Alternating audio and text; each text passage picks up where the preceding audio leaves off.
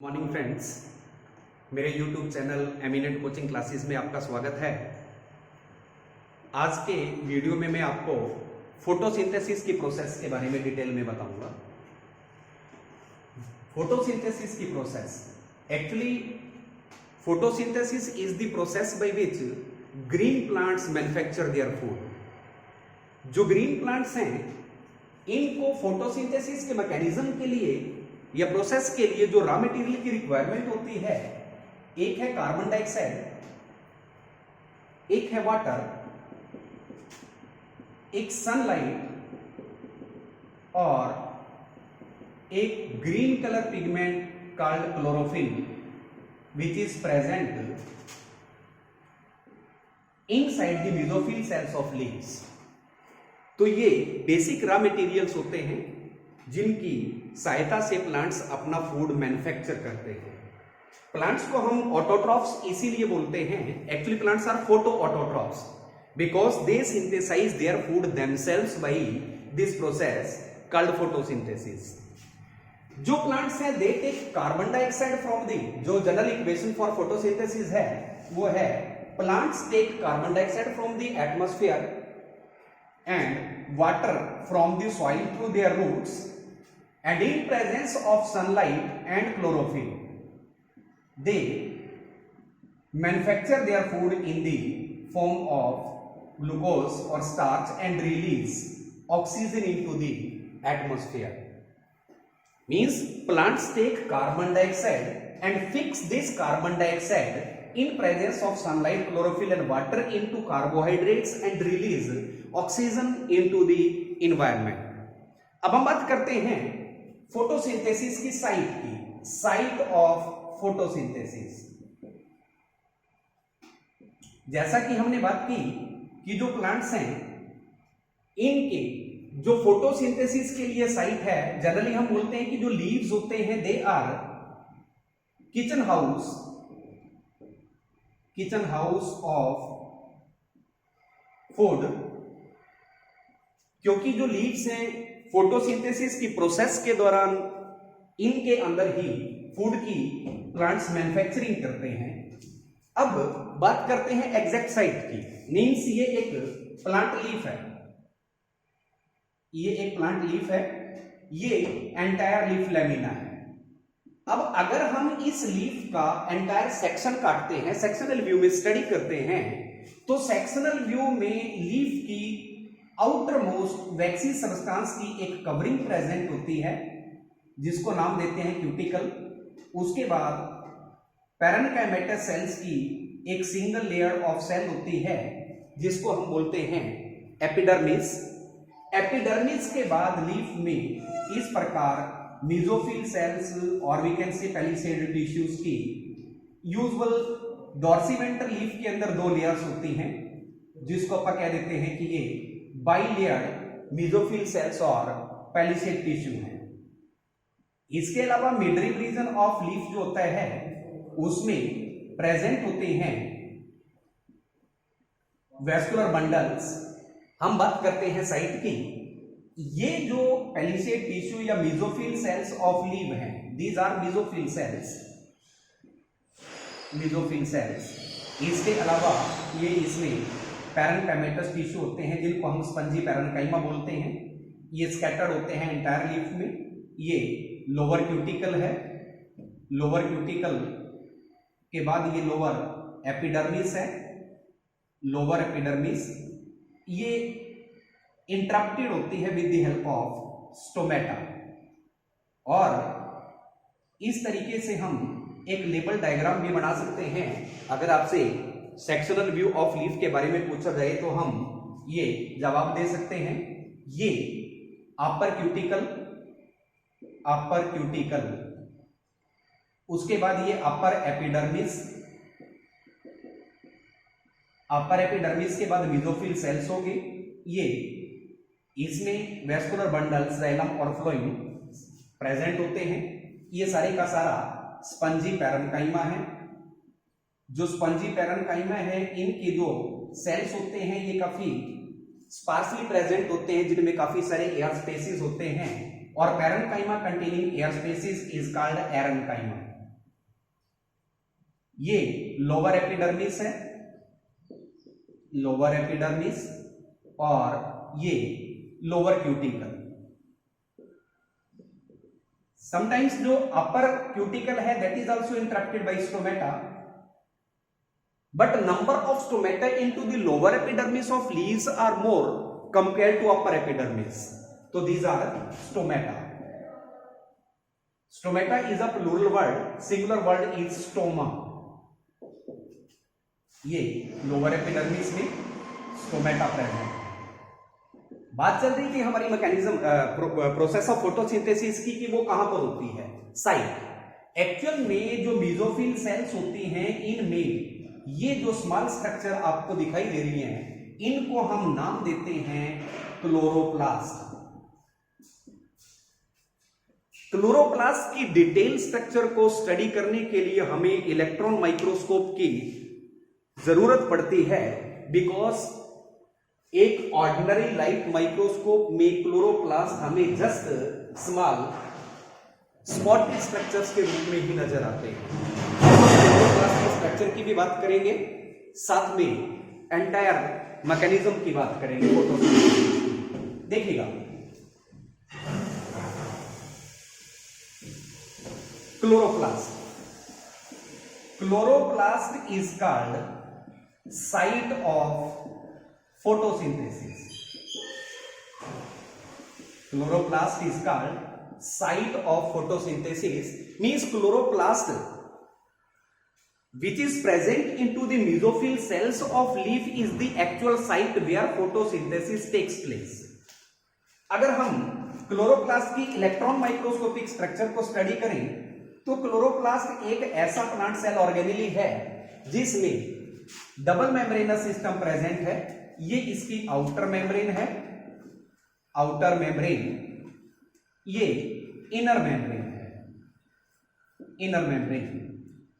इसके अलावा क्लोरोप्लास्ट में काफी सारी इस प्रकार parallel stacks containing structures present होती हैं, और ये जो पैरेलल स्टैक्स कंटेनिंग स्ट्रक्चर्स हैं, इनको हम नाम देते हैं grana.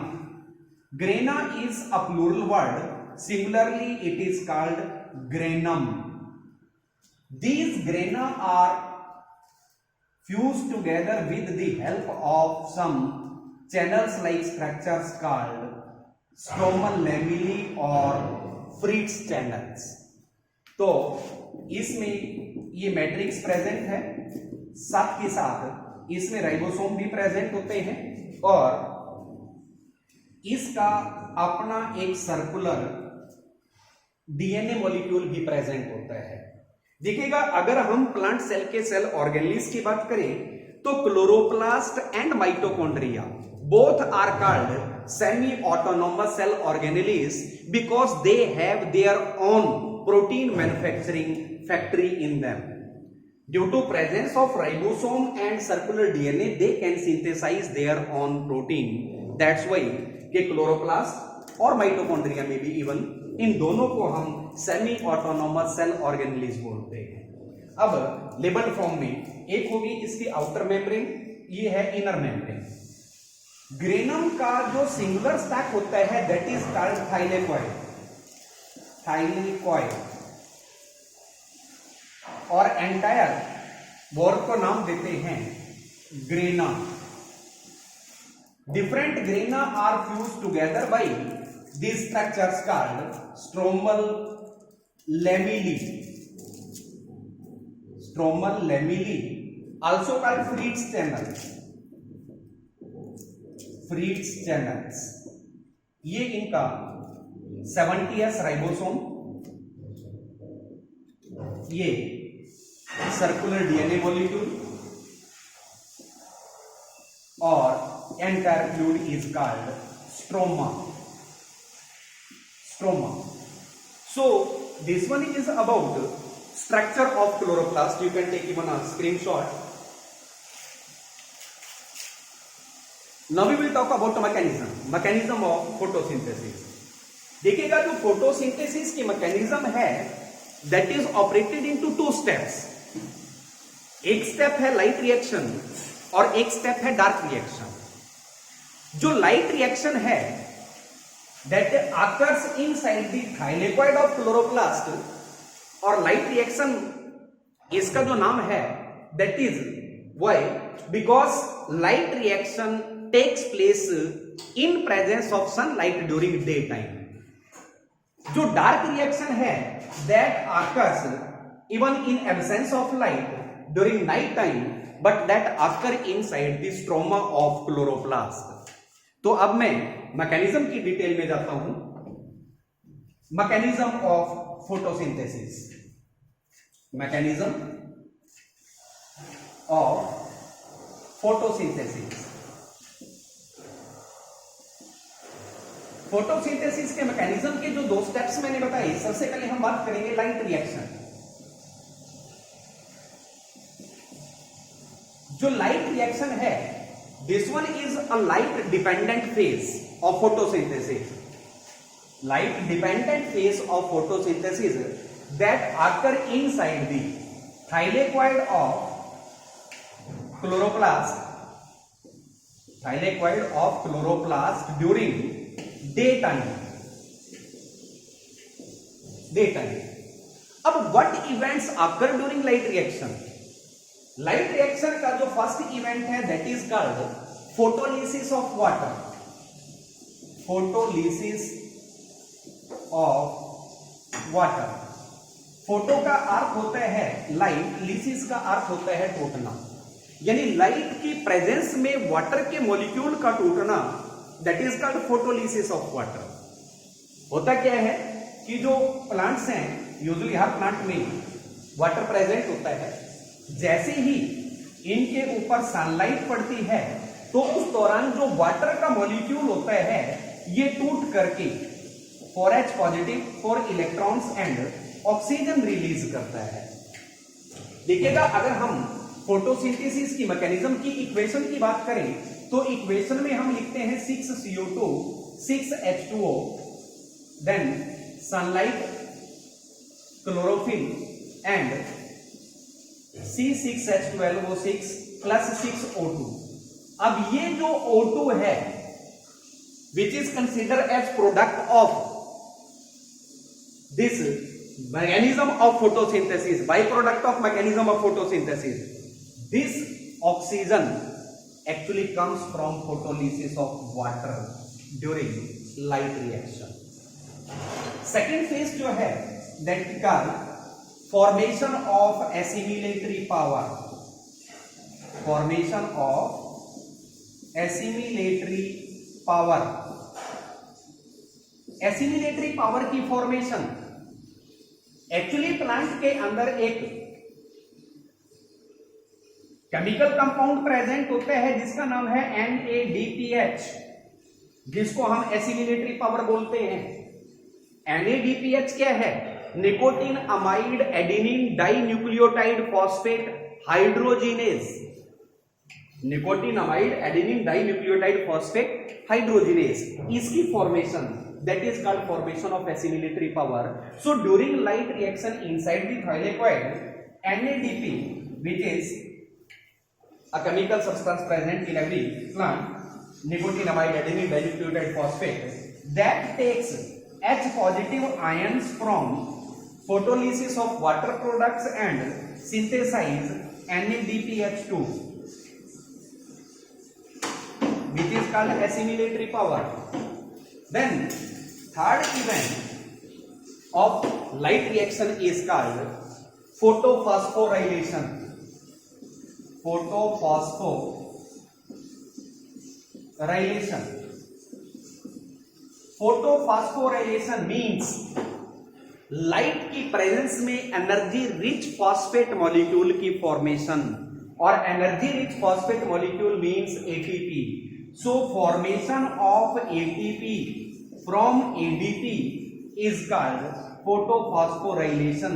So these are the three main events of light reaction, that is photolysis of water, during which water molecule will break down in presence of light to produce hydrogen ions as well as oxygen. Then formation of assimilatory power means formation of NADPH2 and photophosphorylation means formation of energy-rich ATP molecule from ADP. So these sequence of events occur inside the thylakoid of chloroplast during daytime. Now we will talk about dark reaction.